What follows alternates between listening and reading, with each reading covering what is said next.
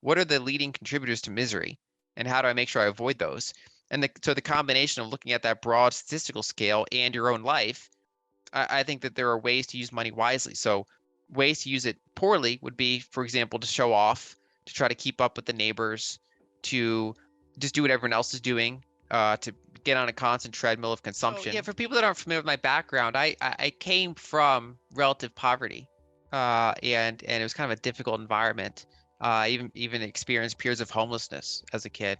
And then after that, it was growing up in a trailer park. So kind of different levels of poverty, from kind of pretty low levels of poverty to kind of lower middle class type poverty. Luckily, it wasn't like developing country poverty, like extreme poverty. But um, and I think that influenced my views on money, my views on investing.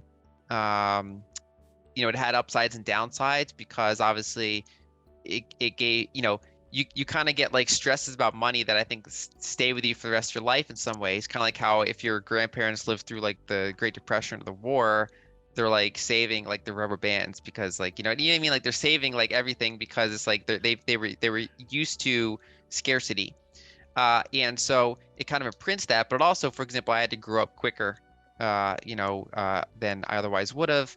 Um, and so it kind of just set me on the stage for kind of an interest in finance. And so even though I went into engineering, ultimately I kept gravitating back towards finance. That was kind of always my key passion.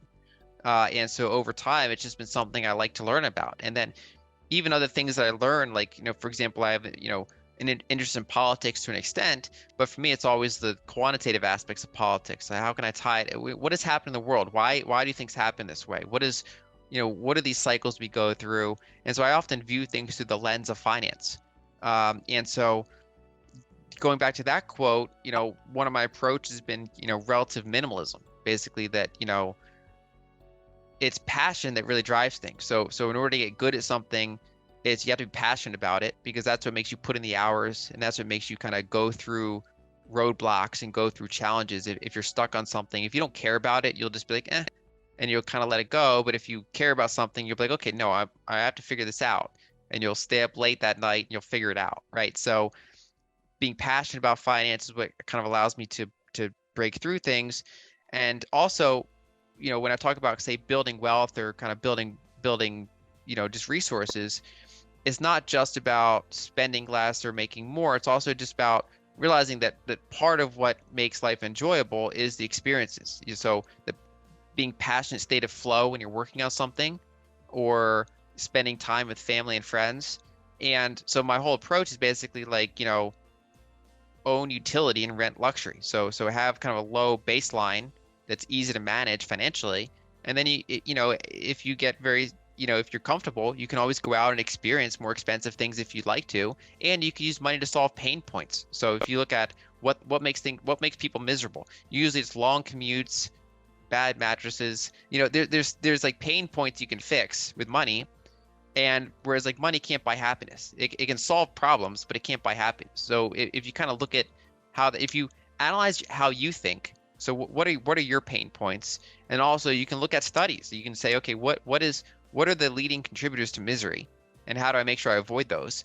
And so the combination of looking at that broad statistical scale and your own life, I think that there are ways to use money wisely. So ways to use it poorly would be, for example, to show off, to try to keep up with the neighbors, to just do what everyone else is doing, to get on a constant treadmill of consumption, and versus just, okay, what do I actually want in life? What problems do I want to solve in life? And go from there. And basically, I think that, if someone focuses on passion, they're going to make more money usually. And they also will spend less because, instead of trying to fill a hole by, buying a second sports car, they want to spend their time doing what they like. And that could either be cheap or it could make the money. When you focused on, just a couple thoughts come to mind. I guess first is that I wonder if you were gravitating back to finance because of the peace of mind you would get by understanding finance and being able to have some savings so that you could kind of, I think you mentioned in that article that once you have some savings in your life or some kind of net worth where maybe you can survive 6 months without working, maybe a year and a half or 2 years, you kind of get that peace of mind. So I wonder if you were just gravitating back to finance to capture that peace of mind that maybe you didn't have when you were younger. Definitely, because yeah, I And went through that period of relative chaos, and then so when I stabilized, which was in a trailer park, I became a pretty heavy saver. So for example, when I got birthday gifts or like, holiday gifts, I would save it.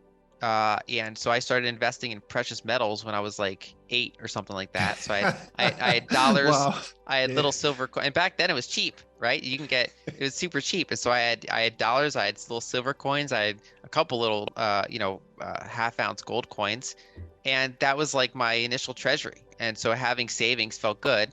And then Oh, wow.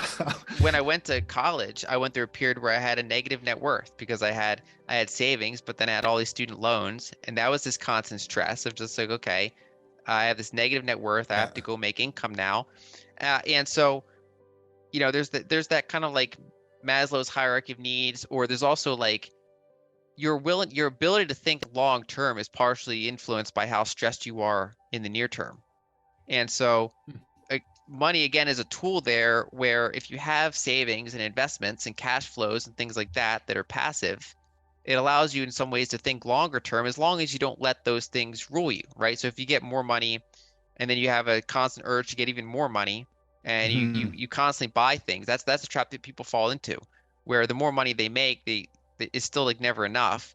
Versus if you continue to live lightly, build up your resources, then you have this long runway of savings and investments and cash flows. It allows you to take a step back and think, okay, how do I want to shape my life? How do I want to help others? How, so you get off of that kind of 3 to 6 month to year long thinking, Mhm. and you can think in 5-year increments because you have more of that freedom.